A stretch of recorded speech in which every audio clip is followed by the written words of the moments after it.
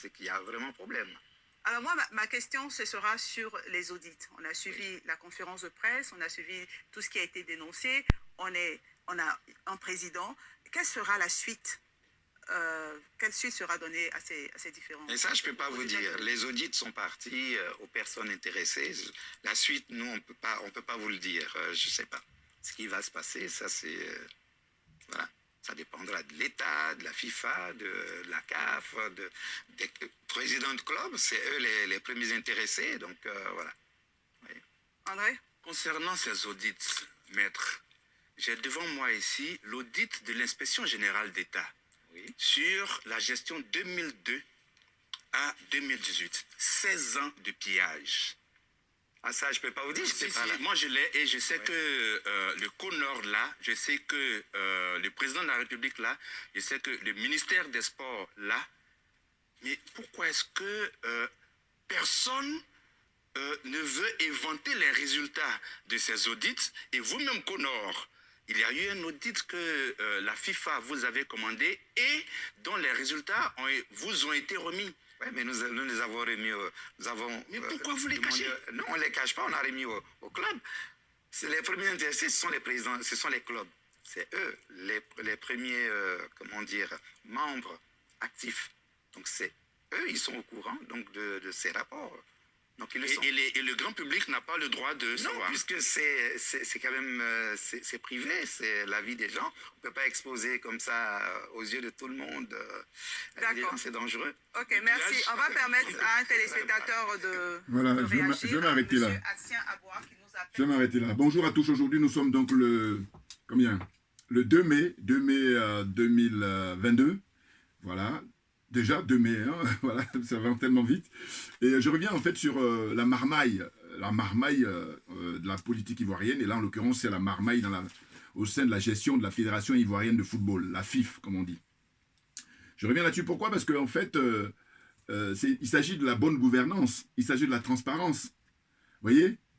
Et on assiste en fait à une espèce d'impunité. C'est même pas une espèce, c'est une impunité, l'impunité comme ça, qui est permanente, voilà, qui est récurrente, et puis, comme on dit, le poisson pourrit par la tête. Alors, il se trouve que quoi? Il se trouve que moi, je suis un adepte de la transparence, bien entendu. Je suis un adepte de la bonne gouvernance, bien entendu. Eh bien, écoutez, je pense qu'à partir du moment où, dans un pays, on a un président qui est dans un coup d'État permanent, en l'occurrence, M. Alassane Ouattara, c'est un coup d'État permanent, il a été mis là par l'armée française. Il ne faut pas se lasser de le dire, parce que c'est ça, la vérité. Vous voyez? Donc, il n'a aucune légitimité. Et à partir de ce moment-là, ben, écoutez, tout découle sur le reste de la société, tout naturellement, en ce qui me concerne, moi. C'est comme ça que je comprends les choses. Je veux dire par là que, vous voyez, ce journaliste-là, il brandit un rapport qui dit que ça fait 16 ans de pillage, de 2002 jusqu'en 2018. Et là, en fait, tout le monde est arrosé. Tout le monde est arrosé. Et il se trouve que, moi je dis, on assiste là en Côte d'Ivoire ces derniers temps à des arrestations pour, des trafics de drogue, enfin des trucs comme ça. Ou alors, opération main blanche, et puis on va essayer de débarquer un tel qui est directeur de je ne sais pas quelle société ou voilà, quel ministère, je ne sais plus. Mais moi en réalité, je crois que la charité commence par soi-même. C'est-à-dire que c'est évidemment M. Alassane Ouattara qui, à travers tous ces remue-ménage là, toutes ces manifestations là, tous ces, gesticulations, voilà, il faut qualifier les choses telles quelles, eh bien, il s'est donné bonne conscience d'une certaine façon, parce que pendant ces temps-là, le peuple, évidemment, est tenu en haleine, et puis on n'essaie pas de se préoccuper de lui en premier. Ah ben oui, c'est pour ça que je parle de la charité bien ordonnée. C'est-à-dire que lui et sa femme, il faut que des enquêtes soient diligentées, il faut que des audits soient menés par rapport à son patrimoine. Ah oui, c'est-à-dire que ce monsieur, il faut vérifier avant qu'il soit président de la Côte d'Ivoire, hein, et puis, depuis qu'il est président, il est à la tête de ce pays depuis 2011. Voilà, il faut vérifier son patrimoine. Patrimoine immobilier, et puis patrimoine au niveau de tout ce qu'il dispose sur ses comptes en banque. Tout ça, il faut vérifier. Eh oui. Donc, on assiste à un détournement à grande échelle. Son épouse d'abord et lui-même. Donc tous les deux, le couple Ouattara, il faut les faut qu'il soit audité. Eh oui. Alors, si on ne fait pas ça, eh ben, je dis, faut arrêter d'amuser la galerie. Pourquoi? Parce qu'il y a beaucoup de gens qui n'ont pas compris ça et ils sont là à assister. C'est vrai que l'argent qui est comment dire, géré par la FIF, c'est une chose.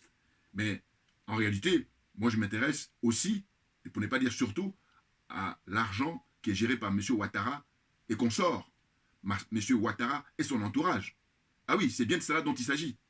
Et comme ce n'est pas fait, eh bien on détourne l'attention du peuple, l'attention du public, ailleurs, notamment en ce qui concerne la FIF, dont lui-même il a le rapport, comme dit le journaliste. Hein? Tout le monde a copie de lui-même, il brandit ça, vous voyez, il a brandi tout à l'heure, donc tout le monde a copie. Et ils savent le contenu. Et puis ce qui est, comment dire, ridicule, c'est le monsieur, la maître Simon Ambou, là, qui parlait, là, qui disait que c'est la vie privée, la vie des gens. Non, mais n'importe quoi, vous voyez. Non, mais attendez, on parle de la gestion, comment dire, de la Fédération ivoirienne de football. Alors, non, mais attendez, non, moi je suis sidéré hein, quand il dit que c'est la vie privée des gens. Parce que, c'est quoi ce truc-là? Alors évidemment, en réagissant ainsi, c'est pour empêcher que le public, évidemment, ait accès, on sache qu'est-ce qui se passe. Parce que la vie privée, non mais attendez, franchement j'hallucine qu'ils disent ça, qu'ils trouvent un autre argument, mais dire ça, je dis mais non mais attendez, j'imagine que le rapport doit parler de la manière dont les gens ont géré l'argent, ils ont reçu des dons, ils ont reçu, comment dire, de l'argent qui a été versé par la FIFA, qui a été versé par comment on appelle, l'État, voilà, par exemple, des subventions, voilà. Donc, tout cet argent-là, on veut savoir qui a pris quoi, qui a dépensé quoi, qui a mis quoi sur son compte en banque. Vous voyez? Et d'ailleurs, moi, ce qui est, je trouve bizarre ou je trouve étrange, c'est que le comité, le pilotage qui a été mis en place, qui a assisté la FIF pendant 2 ans, là, hein, de 2020 à 2020, avant l'élection de 2023, comment dire, avril dernier. Et ben, je dis, mais comment ça se fait que eux, ils n'aient pas fait un préalable, à savoir quelle est la moralité des candidats? Ben oui, parce qu'autrement, on fait une fuite en avant, autrement, c'est de la pure mascarade. Hein? Là, on a assisté à une pure mascarade. Et puis, il y avait un débat, là, je crois que c'était le 21 avril 2022 à la RTI, et il y avait 2 candidats. Alors, il paraît que Didier Drogba s'est excusé parce qu'il était occupé, je ne sais pas où. Mais en tous les cas, avec le recul, on se dit il a bien raison. Parce qu'en réalité, lui, il n'a jamais participé à leur magouille, et donc il les a laissés, comment dire, s'empoigner entre eux. Et le constat que j'ai fait quand j'ai regardé un petit peu, c'est qu'au début, il y a celui qui a gagné, là, Idriss Diallo, là, qui lui dit, oui, enfin, il a dénoncé le fait que Didier Drogba ne soit pas venu. Je me dis, mais attends, c'est quoi ton problème?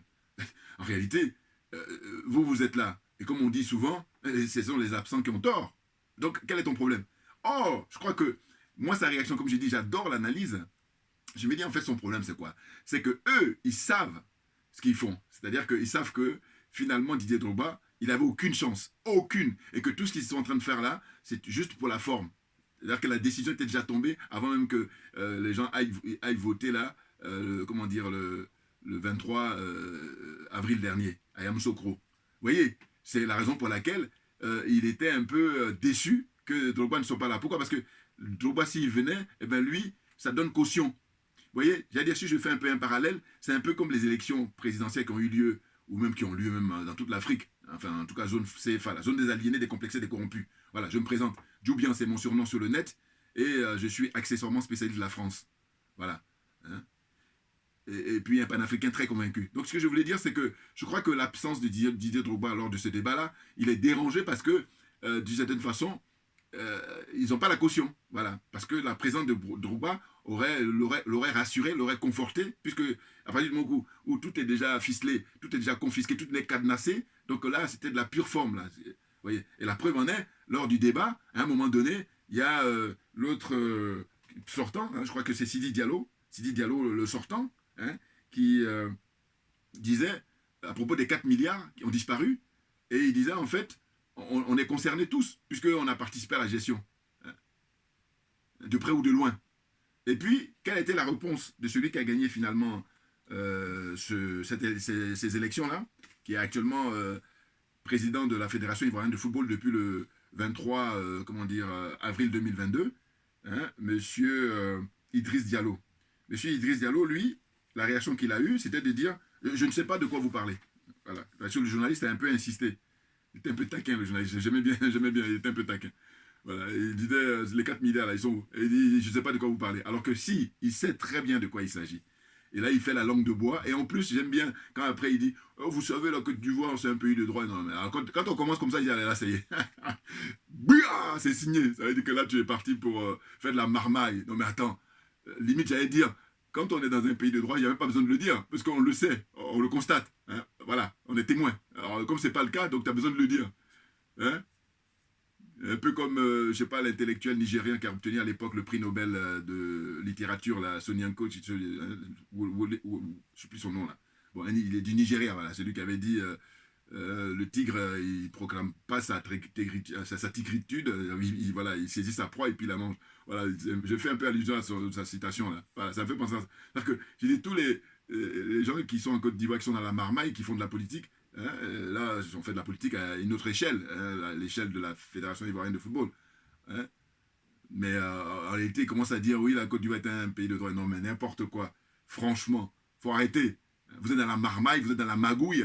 Et puis que je reçois des dons, que je mette ça sur mon compte, que je fasse cadeau à mes amis, à mes proches et tout ça, à ma famille. Et puis on demande les factures, aucune facture.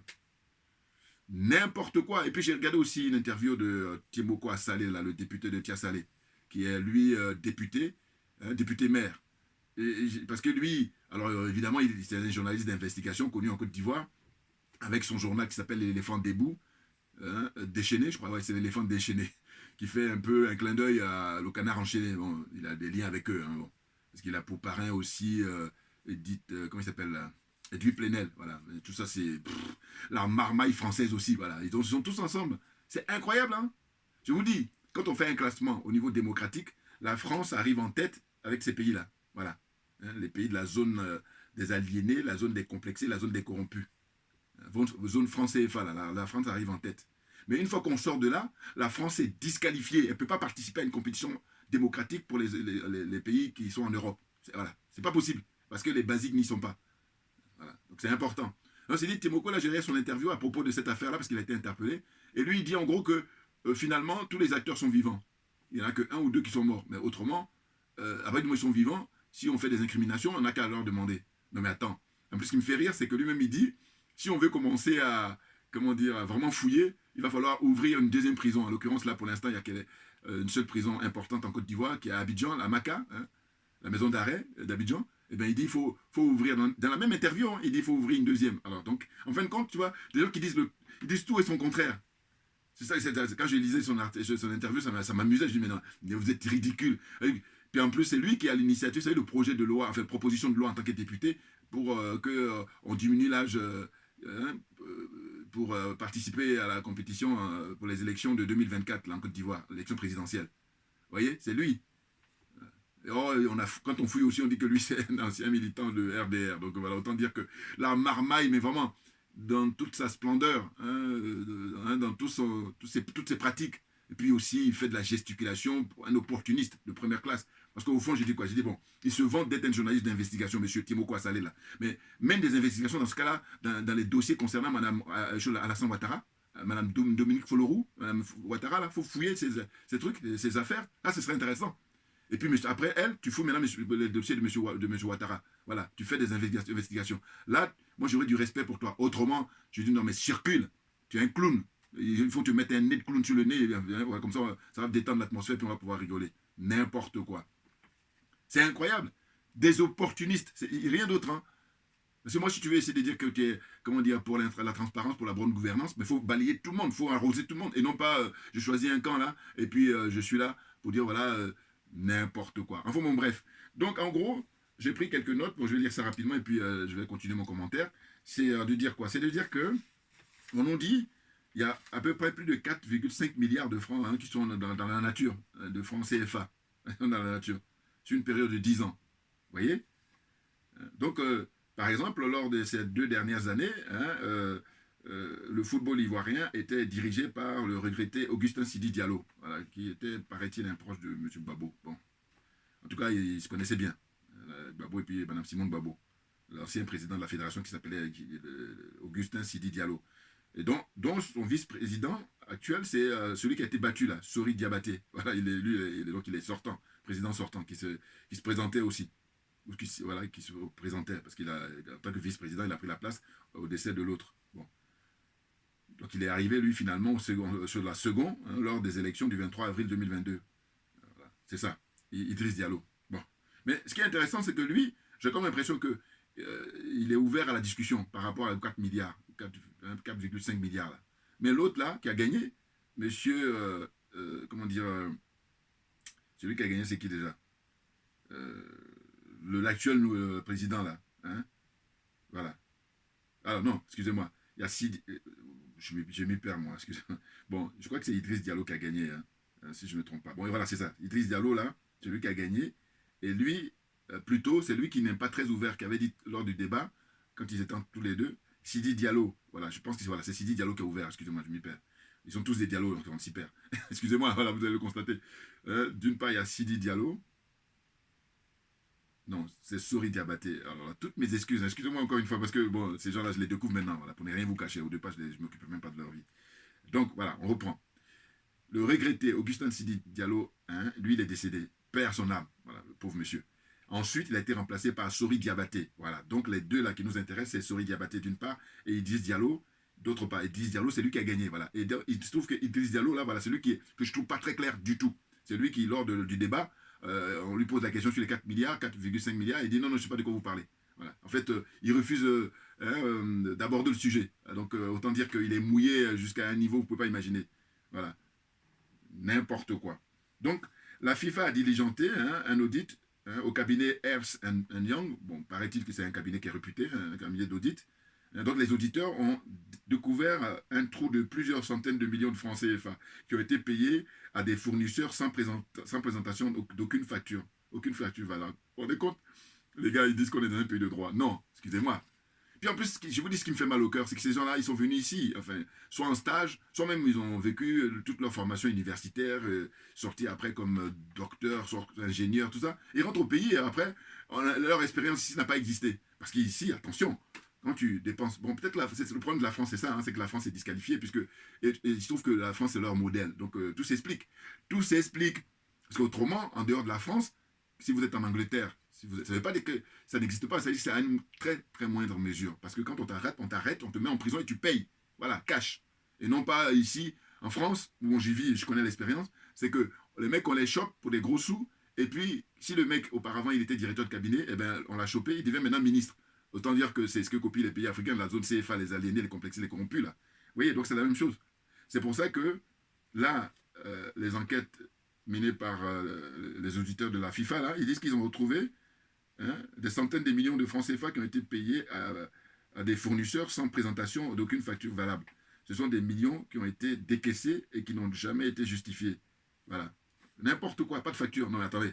Mais les factures permettent justement une traçabilité. C'est du bon sens. Enfin, même au-delà du bon sens, c'est un minimum légal. Enfin, parce que si tu n'as pas de facture, ben, c'est la meilleure façon pour que ni vu ni connu. Hein. Et en plus, quelle est la conséquence? C'est qu'il y a aussi la question de déclaration fiscale. Eh oui, vous vous rendez compte? Alors c'est vrai que si on compare avec ce qui détourne les multinationales françaises, c'est hors de portée. Hein. C'est-à-dire que là, c'est dérisoire, là, ce qu'ils sont en train de parler de 4 milliards. Je suis d'accord. Mais cela dit, quand on fait de la bonne gouvernance, mais tout ce qui est argent public et qui ne doit pas échapper au fisc, on contrôle tout. Et moi, je dis ça, moi, je pense aux pays où c'est sérieux, hein, c'est-à-dire en Allemagne, en Angleterre, hein, déjà. Et puis, quand on monte au nord, là, c'est encore le top, c'est-à-dire les pays nordiques, comme je cite habituellement. Ah, mais c'est clair pour moi. C'est le modèle là-bas. Hein. En Suède, en Finlande, Danemark, Norvège, hein, Islande, voilà. C'est du sérieux. C'est pas n'importe quoi. C'est pas de la marmaille. Hein. La marmaille, c'est en France, hein, voilà. Et puis en Afrique, là-bas, francophone, là. N'importe quoi. Donc, ils disent que les auditeurs, sur la période de 2019 à 2020, par exemple, hein, ils ont découvert un trou béant d'environ 579 millions de francs CFA. Hein, déjà, période de 1 an, là, de 2019 à 2020, là, les auditeurs de la FIFA. Hein. Il n'y a aucune trace. Donc, sans aucune facture valable. Voilà. Et après, il y a aussi 157 millions et 74 millions décaissés par la FIF. Et tout ça sans facture. Vous vous rendez compte? On n'est pas en train de parler de 5 francs là, 5 francs CFA, 10 francs CFA. Non, on parle des millions. Et quand on sait que les gens n'ont pas à manger, les gens n'ont pas à se soigner, et puis même, bon, on va dire que c'est de l'argent qui appartient aux footballeurs, qui appartient voilà, au sport, bon, sport en général et au football là en particulier. Mais cet argent-là, les pauvres jeunes gens qui jouent sur le soleil, qui s'entraînent sur des soleils de plomb, hein, en Afrique là en l'occurrence, hein, qui ont des salaires de misère, même des fois ils n'ont même pas de salaire. Voilà. Et donc, voilà, vous savez, c'est ça où ça fait mal au cœur. On parle de 400-500 ans de, comment on appelle ça, humiliation de la traite négrière. Je ferai une vidéo d'ailleurs la semaine prochaine pour reparler de ça, parce que ça y est, j'ai pu constituer quelques éléments là par rapport à la fresque qui est mise là-bas depuis 1991 dans les couloirs de l'Assemblée nationale française. Vous vous rendez compte? Une fresque comme ça de 40 mètres où là on fait la représentation caricaturale du nègre. Tranquille, les gens ils sont là, ils savent dire. Depuis 1994, vous vous rendez compte?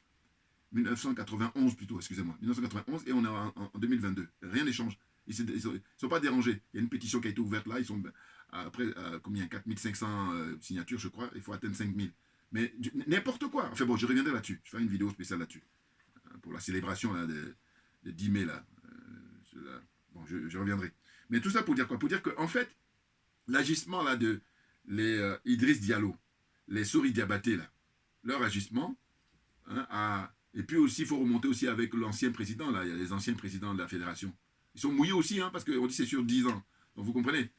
Eh bien, ils prennent tout l'argent, hein, pour eux, d'abord, leur famille, et puis leurs amis, et puis les pauvres gens, qui, grâce à qui ils ont cet argent-là, eh bien, eux, ils n'ont rien. Donc, d'une certaine façon, c'est de l'esclavage. On pourra dire peut-être l'esclavage moderne. Mais toujours est-il que c'est l'esclavage, que tu exploites des gens sans leur donner les moyens et l'argent qui leur revient. Voilà. C'est incroyable. Hein. Ils sont tranquilles en plus. Et je dis ils sont tranquilles. Pourquoi? Parce que le poisson pourrit par la tête. Monsieur Ouattara lui-même, il est le premier à voler l'argent de la Côte d'Ivoire. Bon, vous comprenez que eux, à leur poste, d'ailleurs, c'est même pour ça qu'on les maintient. Parce que c'est un sport qui est pratiqué. Là, on est dans du haut niveau, là. Hein. Attention. Et puis Didier Drogba, lui, il n'a pas compris que c'est plus un match de foot, là, hein, où là, tu es, comment dire, un artiste. Hein. C'est-à-dire, voilà, tu as la maîtrise totale. Mais là, tu joues avec des gens qui sont des marmailleurs, hein, qui sont même, j'allais dire, finalement, des...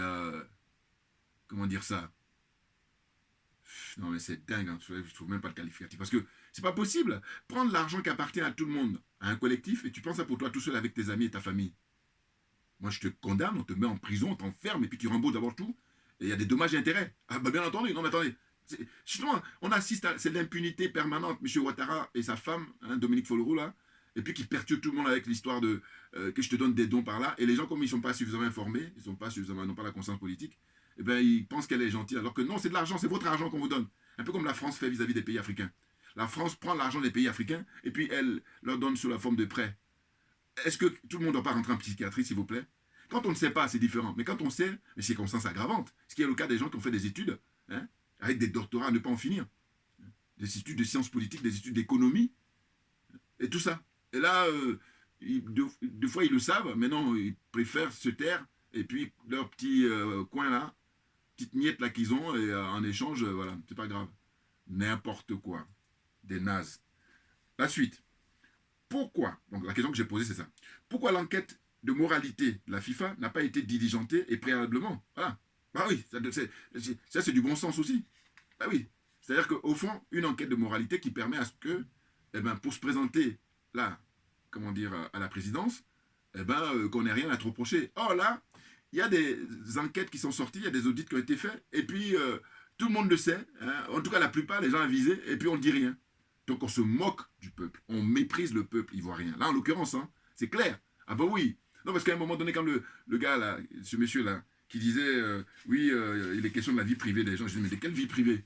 Quelle vie privée? Hein? Je ne comprends pas, là. On dit, l'État a une copie de ce rapport-là, Hein, la FIFA a une copie, la FIFA aussi. Mais c'est pour ça que je dis, mais c'est ça où les gens n'ont pas compris. Je vous dis que M. Ouattara a beaucoup plus de pouvoir. Je n'ai même pas besoin de le dire, c'est une évidence. Mais il y en a qui ne comprennent pas. Ils oublient, ils se laissent comme ça, comment dire, facilement influencer par le bling-bling, ou alors je ne sais pas quoi dire, mais je veux dire que ils ont tendance à faire l'erreur de dire, oui, mais Didier Drogba, il a beaucoup d'argent. Mais Didier Drogba a beaucoup d'argent, mais tout est relatif. Mais il n'a pas plus d'argent que M. Ouattara et son épouse. Puisque M. Ouattara et son épouse, c'est l'argent de la Côte d'Ivoire. Donc l'argent de la Côte d'Ivoire, vous pensez bien, c'est des gros sous. C'est des milliards. Hein. C'est énorme. Donc ça n'a rien à voir. Vous voyez, c'est pas comparable du tout. Puis pour ne pas oublier aussi, les gens qui en veulent à Didier Drogba, justement, ce qui revient, c'est de dire, oui, mais il n'est pas très généreux. Bon, d'accord. Je vous dis, très franchement, moi, ce qui s'est passé, c'est que comme j'ai su qu'il était plus ou moins dans le soutien à Ouattara, et voilà, il était familier de Ouattara, c'est pour ça que j'ai mis du temps à faire des vidéos, alors que j'aurais pu en faire depuis, puisque l'affaire traîne depuis 2020. Voilà, c'est cette raison-là. Mais mon point de vue, moi, personnellement, c'est dit, mais attendez, c'est son argent. Voilà. Il a gagné ça à la sueur de son front. Parce que moi, par contre, où je suis, comment dire, où j'accorde aucune indulgence, c'est-à-dire que intraitable, c'est plutôt les gens qui sont à des postes publics, c'est-à-dire qui ont des mandats publics. C'est député, maire, conseiller général, conseiller régional, qu'est-ce qu'il y a encore, conseiller départemental, les cantons là. Et puis, qu'est-ce qu'il y a encore que j'oublie, tous ceux qui occupent des postes publics, président de la République et tout ça, voilà, j'ai une exigence, mais la plus forte pour dire que c'est de l'argent qui appartient à tout le monde, donc par conséquent, il n'est pas question de faire n'importe quoi. Donc, il faut plutôt avoir cette exigence-là, il faut plutôt enseigner ça aux gens, plutôt que de se tromper de cible. Eh oui, parce que Didier Drogba, l'argent qu'il a, mais c'est son argent à la sueur de son front. Or, ces gens-là qui ont des mandats publics, c'est pas de l'argent qu'ils ont gagné à la sueur de leur front. Ils ont détourné de l'argent qui appartient à tout le monde. C'est de l'argent public. C'est de l'argent du peuple. Vous voyez bien la différence. Une différence importante. Donc, il ne faut pas dire n'importe quoi. Ça, c'est ce que j'appelle la jalousie primaire, ça. Mais oui, mais franchement. Donc là, le fait de faire des vidéos, là, justement, c'est pour vous donner l'information, c'est pour enseigner les gens, en tout cas ceux qui ne savent pas. Et puis, j'en profite, pour ne pas oublier, j'en profite pour remercier encore à nouveau les trollers, là. Merci à vous d'apporter des critiques. Pourquoi? Parce que je dis qu'il n'y a rien de tel que l'indifférence. Donc, le fait de m'apporter des critiques, ça veut dire que vous suivez mes vidéos. Voilà. Donc, c'est déjà ça. C'est déjà ça. Ah bah oui, parce que j'ai dit, il n'y a rien de pire, je me répète, que l'indifférence. Donc, vous n'êtes pas indifférent. Voilà. Balance ça encore. Bouya, on est bon, on est bon. Alors, ensuite, les présidents de club. Ah bah eux, c'est... Alors, les présidents de club, eux, voilà, ils sont dans une, comment dire, j'allais dire, écosystème dont ils ont l'habitude, où ils sont arrosés en permanence. Et ils n'ont pas envie que ça change. C'est clair. Hein, et le statu quo, ça leur convient. Et puis, c'est la catastrophe au point de vue sportif, parce que la qualité n'y est plus. Hein, l'élimination dans les différentes Coupes d'Afrique, comment dire, le fait de ne pas participer à 2 Coupes du Monde, là. Voilà. Alors, ils vont dire, oui, mais il y a une génération dorée. D'accord, mais quand les gens donnent les moyens, et puis les gens jouent vraiment... en général, on est indulgent. Mais là, ce qu'on constate, c'est qu'il y a un manque de moyens, manque de matériel, et donc, s'ils n'arrivent pas à aller loin, c'est pas étonnant. Parce qu'il faut d'abord donner les moyens aux gens. Voilà. Et quand tu leur donnes suffisamment de moyens, et puis qu'il n'y a pas, comment dire, de retour, là, tu peux souligner ça et puis critiquer. Mais c'est un préalable. Mais tu ne peux pas les laisser comme ça livrer à eux-mêmes, ils se débrouillent, et puis après venir critiquer, c'est trop facile. Et toi, tu confisques cet argent-là qui leur appartient, normalement. N'importe quoi. Donc, vous voyez? Donc, c'est ce que je voulais dire aujourd'hui par rapport à cette vidéo-là. Je voulais revenir là-dessus, sur la marmaille en Côte d'Ivoire, et de dire que, franchement, rien d'étonnant, parce que M. Ouattara, il est le premier responsable de tout ça. Un peu comme quand j'accuse régulièrement Paul Biya. Mais c'est pareil dans les autres pays, hein. Ah oui. Ah oui. Puis là, maintenant, pour terminer, ce qu'on apprend, c'est le jeune président là, enfin, militaire qui est au Burkina Faso, Damiré ou Dabiré, je ne sais pas comment il s'appelle. Bon. Lui, il commence à montrer son vrai visage. On a appris qu'il interdit les manifestations. Ah oui.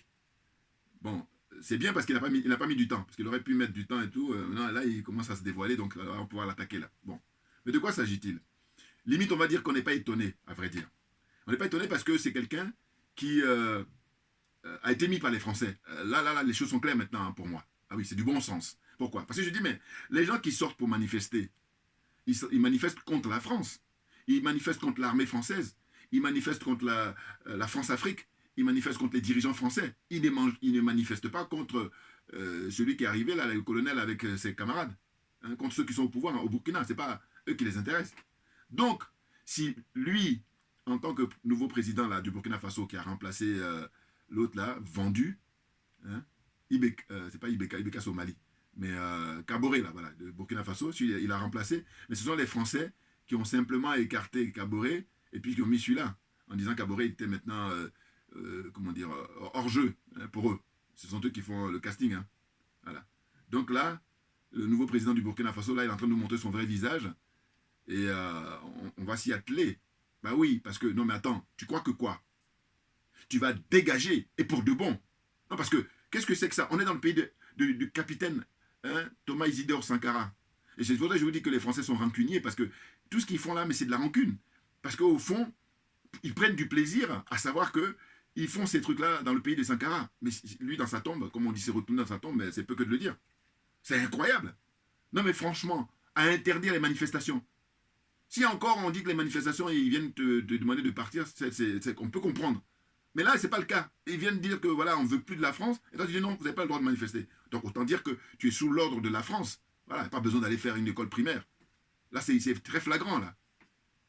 Mais on n'a pas le temps. On n'a pas le temps. Parce qu'avec Assimi Goïta, avec Choguel Maïga comme Premier ministre, et le colonel président, son excellence, hein, au Mali, hein, ils n'ont pas le temps. Voilà.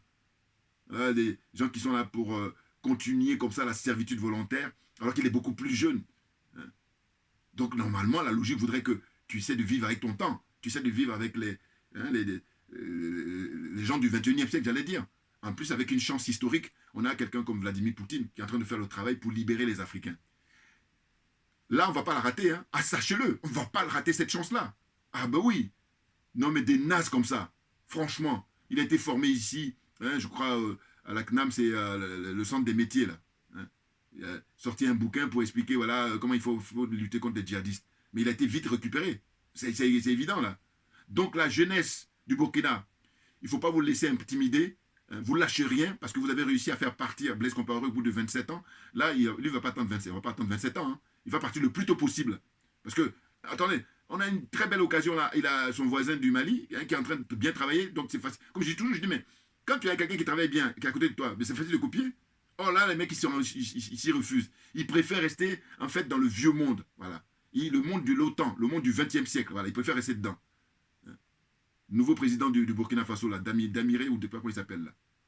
Non, mais moi, je ne fais pas d'effort pour même retenir leur nom, des gens comme ça, qui sont trop légers, corrompus. Corrompus d'abord moralement, et puis corrompus matériellement. Puis, complètement en décalage. Attends, on est en 2022, mec. Tu fais quoi? Tu veux aller où avec ça? À servir la France, à perpétuer la France-Afrique. N'importe quoi. Des nazes comme ça. Ah non, mais c'est fatigant, hein. On fait des efforts pour essayer d'avancer. Hein. Et puis quand on voit un jeune comme ça qui arrive, on a de l'espoir. Oh, finalement, c'est pour ça que j'ai dit, mais regardez. Vous allez remarquer que finalement, la jeunesse, c'est même pas forcément l'âge. La preuve. Ce gars-là, il est beaucoup plus jeune que moi. Il est beaucoup plus jeune que moi. Mais dans sa pratique, il me fait penser un peu à des Guillaume Soro. C'est-à-dire que c'est des gens, mais qui font en apparence jeunes ou Macron. Mais en fait, ils sont vieux dans leur tête. Hein. Mais complètement. Parce qu'à la limite, quand tu dis que tu es jeune, d'accord, mais démontre-le. Ben oui.